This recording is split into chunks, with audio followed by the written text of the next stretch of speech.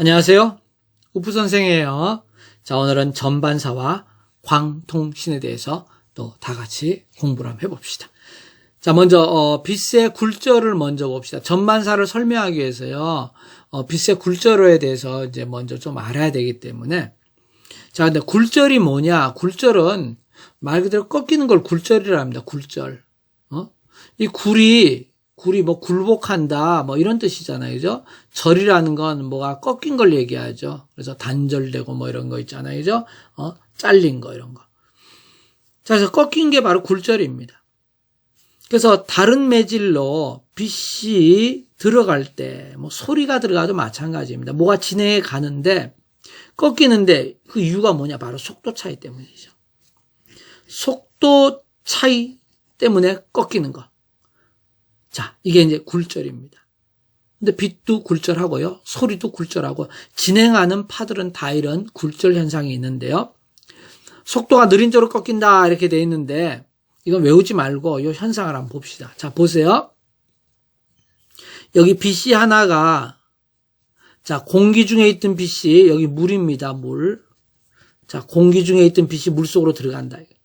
그러면 여기 이제 우리 직각으로 똑바로 이렇게 세웠을 때 보면은 자, 이렇게 들어오잖아요. 이렇게 들어올 때, 이 똑바로 세워진 얘하고 이루는 각, 요걸 우리 입사각이라 합니다. 입사각. 입사란 건 들어간다 그런 뜻이죠. 입사. 입은 들어간다. 사는 뭐가 이렇게 날아가는 거죠. 그래서 화살, 그죠? 그 사격할 때, 총알 사격. 그래서 이제 들어오는, 뭐가 날라서 들어오는 각도다 이겁니다. 근데 얘가 여기 왔을 때, 여기로 그대로 똑바로 이렇게, 똑바로 가던 대로 가지를 않고 약간 이쪽으로 간 겁니다. 그 각도가 달라졌죠. 그죠? 그래서 얘가 지금 꺾인 거야. 그럼 요 꺾인 걸 우리가 굴절각이라고 합니다. 요거를. 요 각도를 굴절각이라고 하는데 여기 입사각하고 굴절각이 다르죠, 지금. 그죠? 그래서 가다가 똑바로 안 가고 가다가 꺾인다. 자, 그러면 공기 중에서 빛이 거의 30만 킬로 가깝죠. 근데 물로 들어가면 빛의 속도가 많이 느려집니다.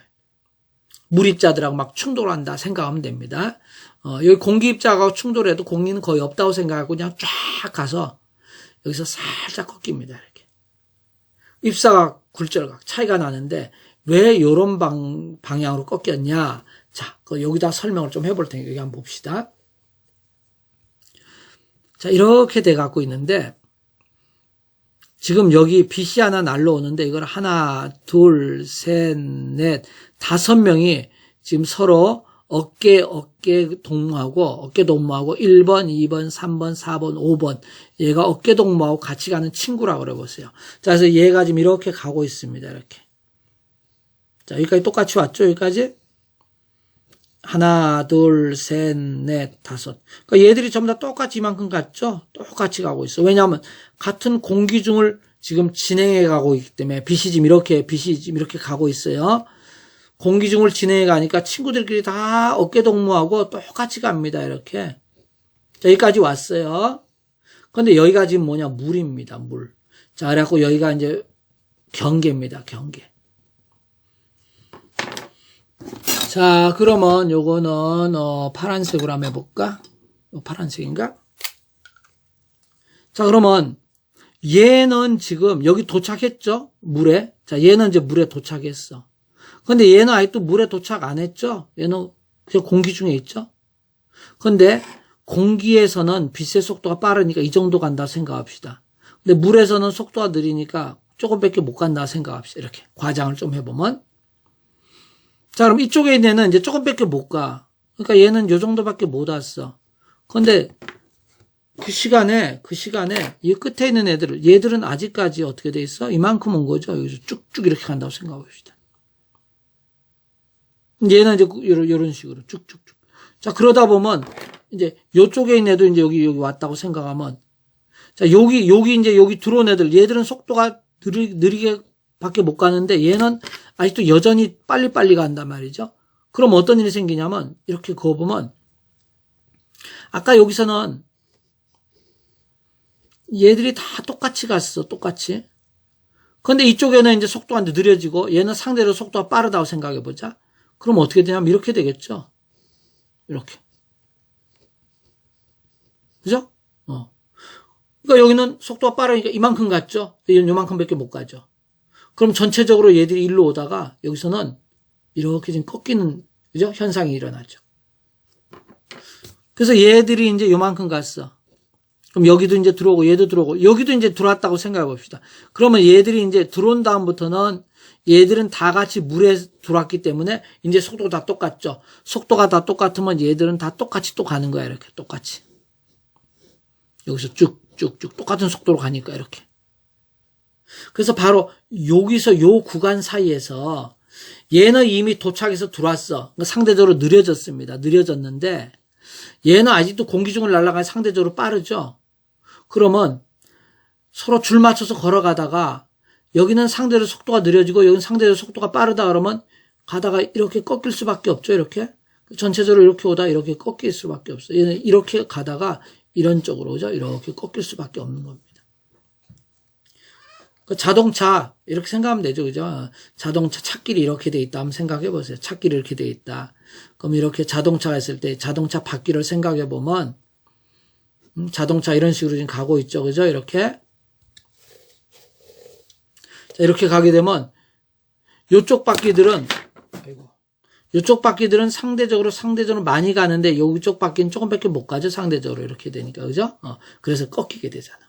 그래서 얘가 결국 이렇게 가다가 꺾이는데 그 이유는 공기에서는 속도가 빨리 가다가 물로 들어가는 순간 속도가 느려지기 때문에 빛이 이렇게 진행해 가는 그죠? 공기 속을 진행해 가다가 물로 들어가면서 속도가 느려지니까 방향이 꺾이게 되는 겁니다.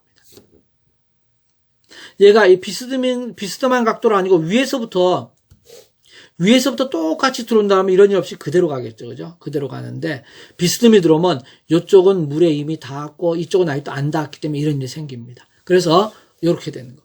그러니까 여기는 속도가 빠르고 상대적 속도가 느리게 되면은 이렇게 꺾이게 되겠죠. 그래서 속도가 느린 쪽으로 꺾인다. 그 얘기가 바로 이겁니다. 그래서 이제 이렇게 외워두고 여기 물 같은 경우 보세요. 물이고 공기인데 나가는 경우. 자, 나가는 경우 보면은 하나, 둘, 셋, 넷, 다섯. 아직까지는 얘들이 속도가 똑같습니다. 이렇게 왔는데, 자, 여기는 여기 도착했죠? 근데 얘들은 아직도 물속이죠? 자, 그러다 뭐 어떤 일이 생기냐면, 요 밖에 있는 애들은 빨라지는 거죠, 여기는. 여기 나오자마자. 근데 얘는 아직까지 속이니까 좀 느리죠, 그죠? 그러면 이렇게 돼가지고, 여기는 빠르고 여기 느리니까 이런 일이 생기죠. 그래서 이렇게 되겠죠, 이렇게. 이런 식으로. 그러니까 이렇게 가다 이렇게 꺾이는 거죠. 이렇게. 그래서 여기서 이런 일이 생기는 겁니다. 자, 요거를 요 종이에다가 요거만 좀 다시 한번 그려보자. 요거만 다시 한번 그려볼게요. 절로 가고 밑에 좀 받치자. 이거 뭐.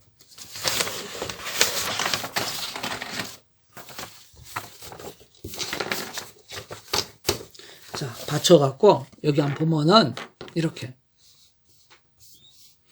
지금 이렇게 돼 있잖아? 그럼 똑같이 이렇게 들어오다가, 똑같이 들어왔죠? 그럼 얘는 느려지고, 얘는 상대적으로 빠르니까, 이렇게 꺾이는 거죠, 이렇게. 이런 식으로, 그죠? 여기는 물론 이렇게 이제 그려야 되겠지만, 여기서부터는 이제 똑같이 가지만, 그래서 이 부분이, 여긴 조금 간데 여긴 상대적으로 많이 가는 거죠. 그래서 전체적으로 이렇게 와서 이렇게 꺾여 들어간다. 그럼 여기가 이제 공기였으면 여기는 물 이렇게 되죠. 물에서는 빛 속도가 느리고 공기는 물보다 빠르니까. 자, 그다음 이제 물 속에서 나갈 때는 여기까지 해봅시다.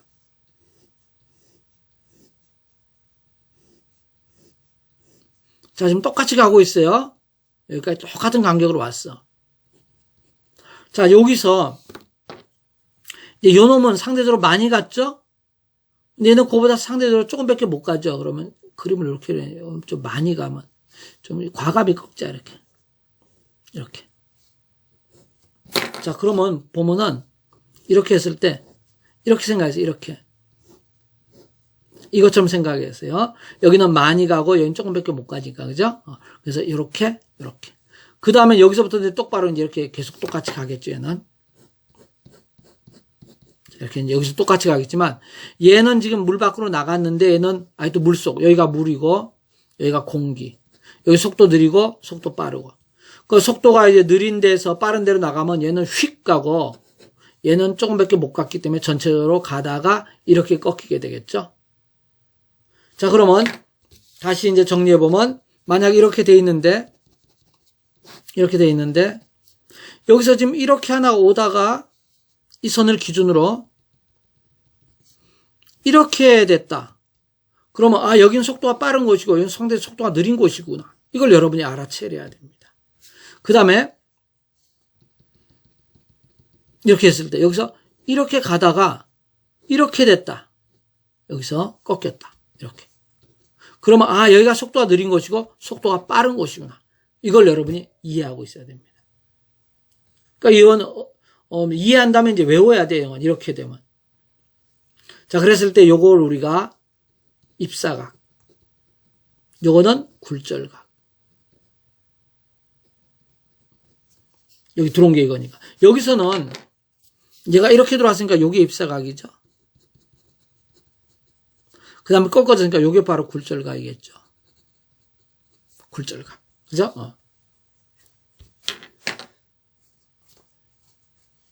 일단 요 모양 요 잘 알아둬야 돼요. 빠른 데서 느려지게 되면 이렇게 꺾이는 거고, 자, 느린 데서 빠른 데로 오게 되면 이렇게 꺾이게 되는 거. 자, 그러면은 여기서 굴절률을 또 해보고 하자. 자, 굴절률이라는 개념이 하나 나오는데, 굴절률. 자, 굴절률을 우리가 흔히 이제 N으로 쓰는데요. 요거는 뭐냐면, 진공에서 빛의 속력을 나누기 매질에서 빛의 속력. 진공에서 빛의 속력이 제일 크죠. 30만 킬로. 자, 매질에서, 즉 유리 속이나 물 속이나 공기 속에서 빛의 속력은 아무래도 좀 떨어집니다. 그러니까 위에 숫자가 크고 밑에 숫자가 작으니까 항상 1보다 크겠죠. 그래서 진공에서는 1이고요. 공기는 1.000293이고 물은 1.333.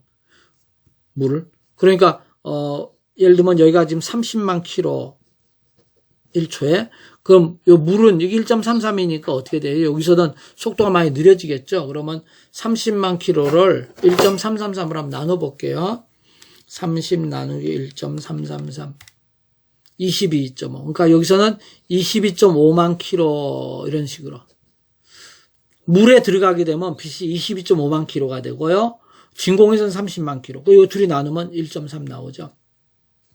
그럼 결국 이 숫자가 굴절률이 크면 클수록 속도가 많이 느려진다는 뜻입니다. 유리는 1.5에서 1.7, 다이아몬드는 2.419니까 다이아몬드의 속도가 30만 나누기 2.419에 보니까 한 12만 정도 되네, 그죠? 12.4만 킬로미터 퍼 초. 다이아몬드 속에서는 빛이 1초에 12.4만 킬로, 그러니까 한 12킬로 정도밖에 못 갑니다.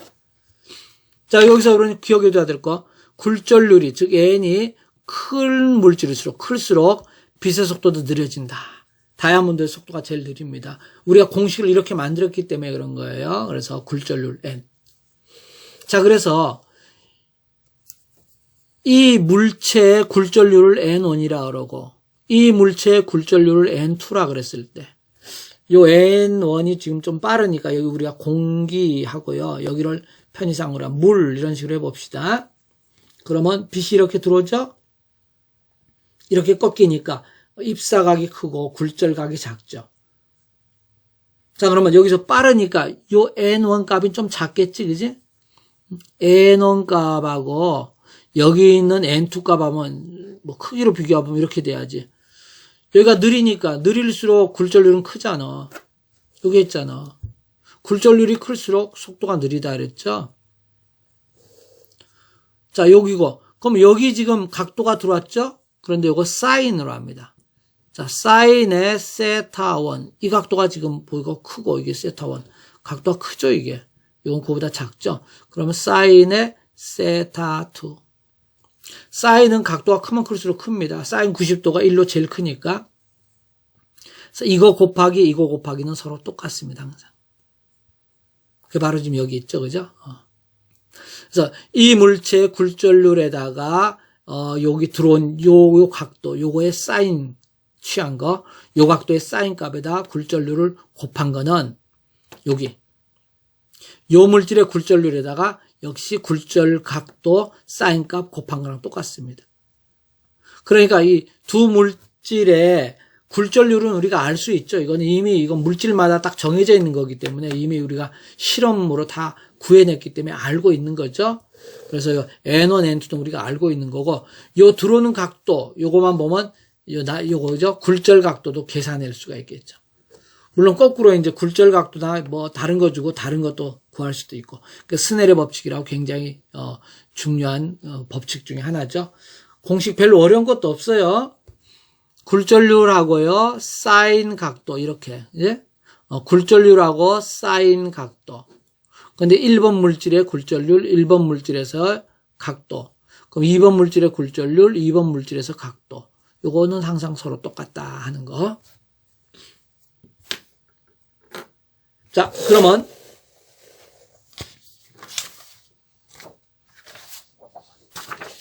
요거는 빛의 굴절은 요 정도만 하고요. 이번엔 빛의 반사를 한번 봅시다.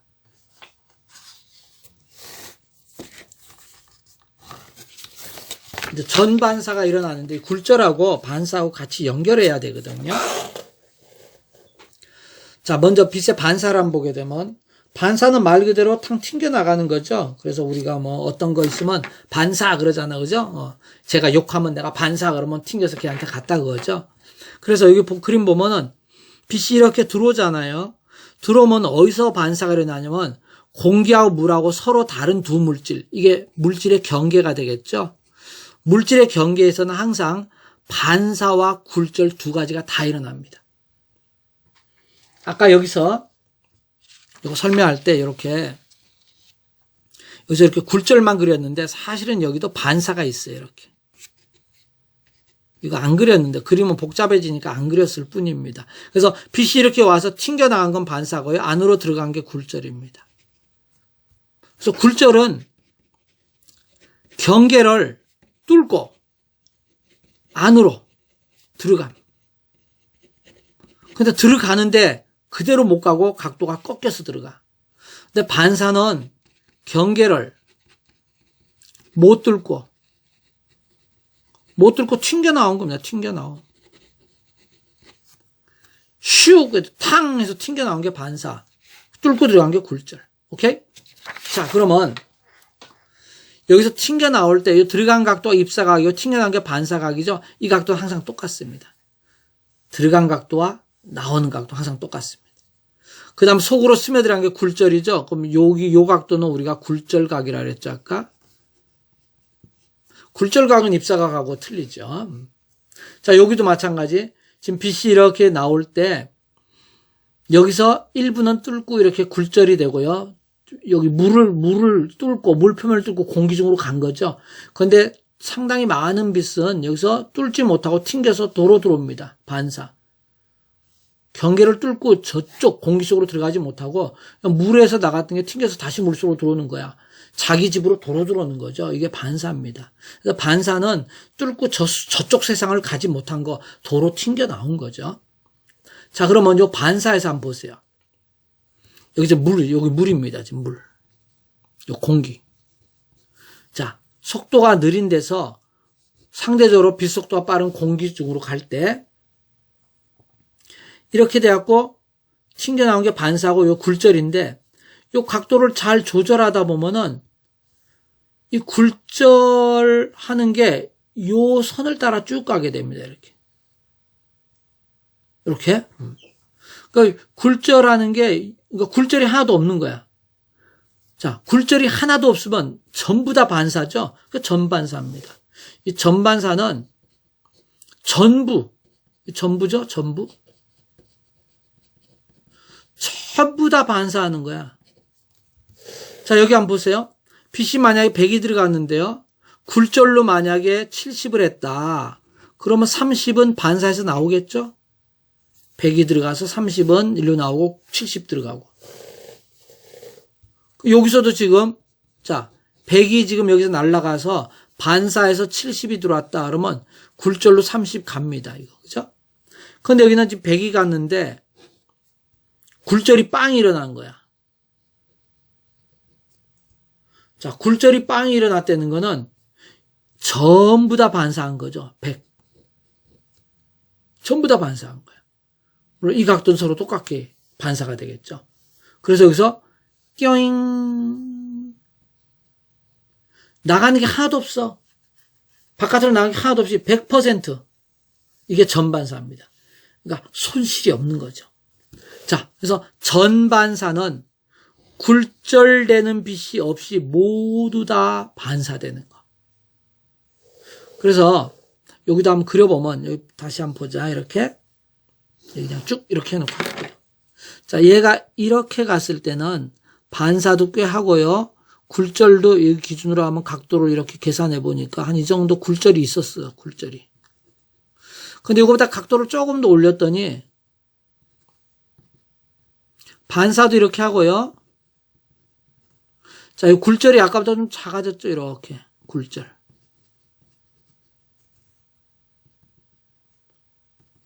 자, 이 각도가 있는데, 이 각도가 이렇게, 그죠? 있는데, 이 각도가 상당히 커지니까, 이 각도는 굉장히 작아지고 있죠, 지금. 그렇죠? 자, 그러다 보면, 어느 순간에 이 각도가 더 커지게 되면, 얘가 점점 작아서 여기로 갖다 붙으니까, 아슬아슬하게, 이 표면을 따라서 굴절이 일어나는 거죠. 사실 이거는 굴절이 일어났다고 볼 수 없는 거죠. 뚫고 저쪽 세계로 가야 되는데, 표면 따라. 자, 요때부터 굴절 자체가 거의 빵이 되는 거죠. 그러면 100% 반사가 일어난다고 봐야죠. 얘가 지금 100이 있는데 이 굴절에 20, 여기 80, 반사 80 했어. 근데 100인데 이 굴절로 한 10 정도 하고 이게 90. 얘 100인데요. 굴절은 빵, 반사가 100. 전반사가 일어난 거죠. 이렇게. 그래서 전반사가 일어나는 최초 요 각도를 뭐라 하느냐? 여기 있는 임계각이라고 합니다. 임계각. 임계는 임했다, 됐다 이런 식으로 계는 경계가 된 각도다. 뭐 크리티컬 앵글 이렇게 이제 얘기하는데 임계각이라고 합니다. 임계각보다 더 각도가 입사각이 커지게 되면 그때 전반사가 일어나죠. 자, 그러면 이 전반사가 왜 중요하냐? 이 전반사를 이용하면은 빛 에너지의 손실이 없이 바깥으로 저쪽으로 나가버린 게 손실이라고 생각하고 도로 들어온 거는 손해본 게 없는 거죠. 도로 들어왔으니까. 내가 돈을 바깥으로 던졌는데 튕겨서 다 내 주머니에 다시 들어오면 난 손해본 게 없잖아. 그런 것처럼. 그래서 빛에너지 손실이 없이 신호를 여기는 이제 음성 전기 신호 뭐 여러 가지 신호겠죠. 그런 신호를 멀리까지 전부 전달할 수가 있습니다. 자, 그래서 전반사가 광통신에서는 굉장히 중요합니다. 빛이죠? 빛으로 통신할 때 무선 통신이 되겠죠. 그런데 멀리 보내는데 우주 공간으로 그냥 무선 통신은 아까 전파로 막 보냈잖아요. 그런데 이거는 어떤 케이블이나 선을 따라서 이제 전파를 보내는 거죠. 그래서 광통신이 되는데요. 자, 그러면 광통신을 한번 보도록 합시다. 빼고, 자, 이거를 끼자. 야, 이거 자꾸 빼고 끼고 하려니까 이게 보기 안 좋네. 그래도 하자 이렇게 쭉 설명하고 하다가 또 이렇게 하면 끼고 빼고 하면서 자, 여기에 지금 이게 광섬유인데 한 가닥인데 자, 한번 보세요. 여기 코어라고 되어 있죠. 요게 이제 이게 몽땅 코어입니다. 이게 요 가운데 아주 섬유처럼 가느다란 거 굉장히 가느다랍니다. 그래서 이걸 우리가 광섬유라고 합니다. 섬유 아주 실처럼 가느다란 건데 빛을 보내는 섬유. 아주 작은 유리대롱이라고 생각하면 돼요. 자, 거기에 이제 빛을 보는 게 바로 광통신인데, 이 광통신 요 코어에 클레딩이라고 한 겹 쌌죠? 그 다음 1차 코팅, 이걸 코팅 한번 하고, 그 다음 중간에 완충충이라고 뭘 또 집어넣은 게 있고, 그 다음에 또 코팅하면 2차 코팅. 그래서 코팅을, 요 코어를 클레딩 요 속에 들어있는 요거를 코팅을 2번 하고, 코팅과 코팅 사이에는 완충충을 집어넣습니다. 그래서 광섬유 케이블이 이렇게 갈 때 저 속에 아주 가느다란 광섬유가 속에 들어있는 겁니다. 여기에. 나머지 피복들은 다 보호해 주는 거고. 근데 요 놈을 우리가 보게 되면 이렇게 좀 플렉시블하게 휘었다고 생각합시다. 이거는 유리지만 유리대롱이지만 아주 가늘어서 잘 휘어집니다. 그러면 레이저 광선을 이용해서 우리가 신호를 보낸다. 그래서 이제 빛광자를 써서 광선. 자, 그러면 이렇게 입사하면 여기서 튕겨서 전반사 일어나요. 전반사가. 여기서 뚫고 이렇게 나가게 되면 이건 굴절이 되죠. 근데 그렇지 않고 여기 튕겨서 다시 들어오죠. 그럼 여기서도 튕겨서 다시 들어오고. 여기서 뚫고 이렇게 나가주면은 굴절이 되는데 이게 없는 거죠. 전반사. 여기서 튕겨서 또 이렇게 반사. 이런 식으로. 그래가지고 이 섬유를 따라가지고 광섬유 속에서 빛의 신호가 빛의 속도로 쫙 가는 거죠. 순식간에. 그죠? 그래서 입사각이 임계각보다 커서 전반사에 일어나 빛이 손실 없이 전송된다. 그래서 광섬유는 전반사를 이용했다. 광섬유 나오면 여러분은 전반사 이용 이거 알면 됩니다. 그냥 전반사를 이용했다. 요 정도만 일단 정확히 알아두면 되고요. 자, 광통신하는 원리는 어떻게 되느냐? 먼저 음성이나 영상, 테레비 같은 경우 이걸 둘 다 전기 신호로 바꾼다. 아까 음성은 주로 FM을 이용하고 영상은 AM을 주로 이용한다 그랬죠? 자, 그래서 음성 이미지나 목소리, 음성 이게 이제 목소리고요. 이제 영상 이미지 이런 것들을 이제 전기 신호로 바꿉니다. 그럼 전기 신호를 뭘로 바꿔? 빛 신호로 바꿔. 그래서 발신기에서 빛 신호로 바꿔서 샥 쏴버리는 거야. 광섬유를 따라서. 아까는 저기 전파 같은 경우는요. 안테나가 있었죠. 그럼 이쪽 안테나가 이렇게 있는데 이 사이에 그냥 얘가 요 공간을 지가 날아가죠. 이렇게 그죠? 날아가 사방으로 흩어지면서. 근데 얘는 그게 아니고요. 이쪽 여기하고 사이에 케이블을 깔아둔 거야. 광섬유 케이블. 그래갖고 여기를 통해 갖고 신호를 보내는 거죠. 여기는 아까 여기가 전자기파가 있었는데 여기에서 이제 FM이나 뭐 AM 변조를 해가지고 여기에 실어갖고 보내는 거였죠. 그렇죠? 근데 여기서 이제 FM, AM 요거는 아까 중에 전자기파 할 때 변조하는 방법이었죠. 근데 여기서는 음성, 영상을 전기 신호로 바꾼다. 광통신에서는 이제 음성과 영상을 전기 신호로 바꿔가지고 이게 빛의 신호로 바꿉니다. 그래갖고 광섬유를 타고 쫙 보내니까 에너지 손실이 없죠. 여기 같은 경우는 사방으로 막 전파가 날아가니까 에너지 손실이 많은데 여기는 그게 없이 쫙 가가지고 그 다음에 수신기에서 이걸 받아서 광검출기라 그러죠. 여기서 다시 원래대로 전기 신호로 살린 다음에 그게 음성과 영상으로 테레비 그 기계를 이용해서 다시 보이게 되는 거죠. 자, 그래서 이 장점은 굉장히 많은 대용량의 어떤 데이터를 전송 가능할 수 있어요. 굉장히 빨리. 그 다음에 외부 전파의 간섭이나 혼선이 없다.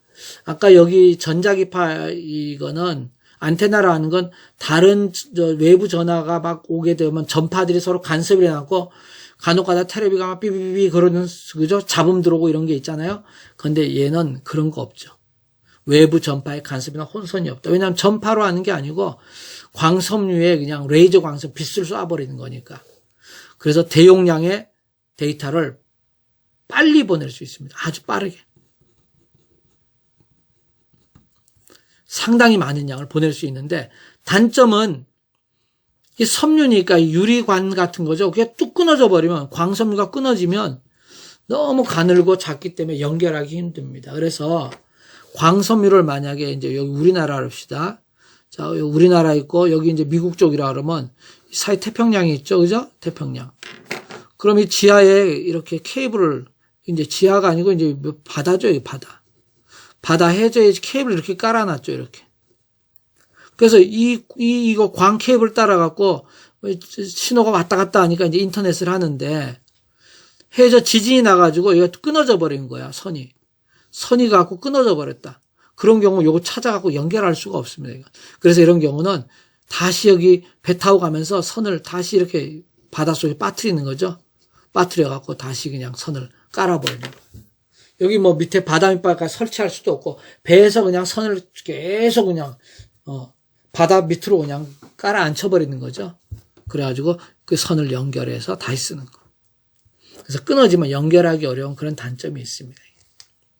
자, 그래서 광통신은 뭘 이용했다? 그렇죠. 전자기파, 그 전파를 이용하는 게 아니고요. 레이저 빛의 신호를 이용하는데, 그죠? 광섬유에서 전반사를 이용해서 신호를 빠른 속도로 보내주는 거.